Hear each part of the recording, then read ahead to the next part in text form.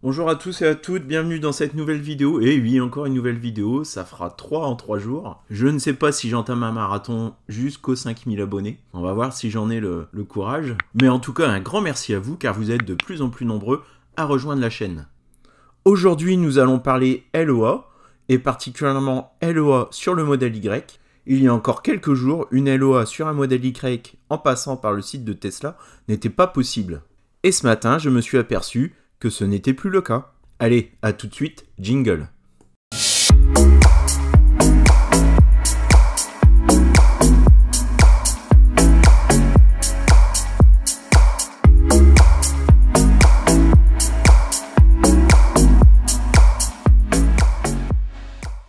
Les premières livraisons du modèle Y ont eu lieu fin août 2021, et pourtant, les options LDD et LOA n'ont jamais été disponibles en France comme mode de financement pour ce dernier.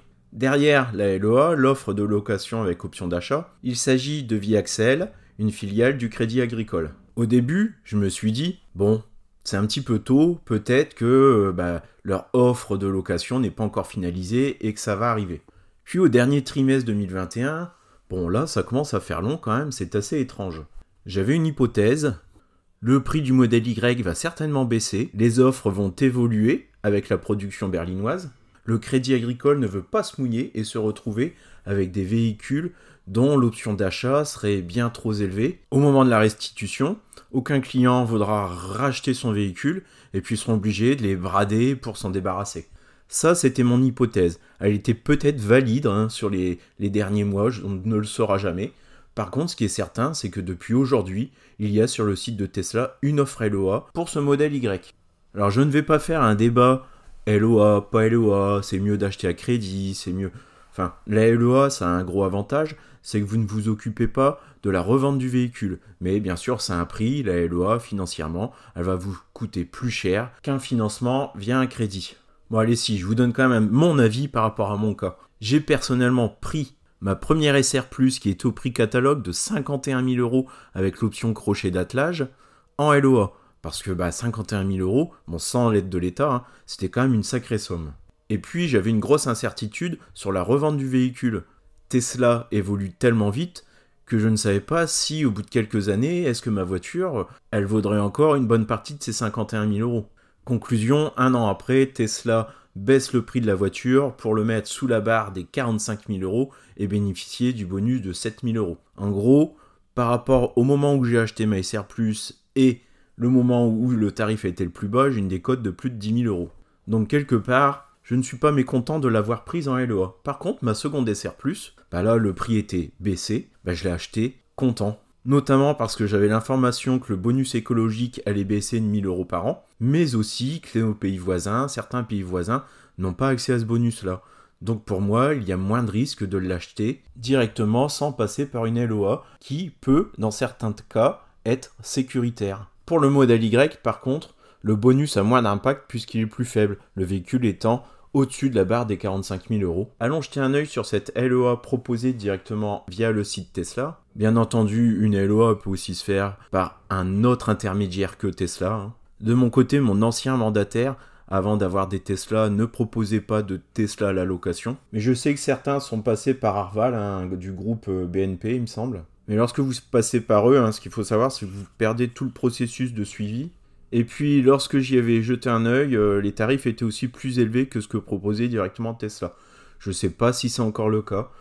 Dites-moi en commentaire si vous êtes passé par Arval et quel est votre tarif pour quel apport et quelle durée. Ça peut être intéressant pour d'autres qui visionnent cette vidéo. Et puis, si vous en connaissez d'autres, des sérieux, n'hésitez pas non plus à les mettre en commentaire. Par contre, ne mettez pas directement des URL, sinon ça passe en spam et votre commentaire il apparaît pas. Bon, revenons à nos moutons et jetons un œil à cette LOA du modèle Y. On va rester sur le modèle de base, à 59 990 €. Et la LOA, pareil, on va pas y toucher. Un apport de 9 900 € qui inclut les 2000 € de bonus écologique. Le kilométrage annuel, on n'y touche pas non plus. 10 000 km, bon c'est peu pour ce type de véhicule, mais... Bon, ça sera à vous d'ajuster, forcément. Ça augmentera aussi le tarif, mais il faut mettre le kilométrage comme il faut, car le rattrapage, au moment de la restitution de la LOA, il peut coûter très cher. C'est 10 centimes du kilomètre.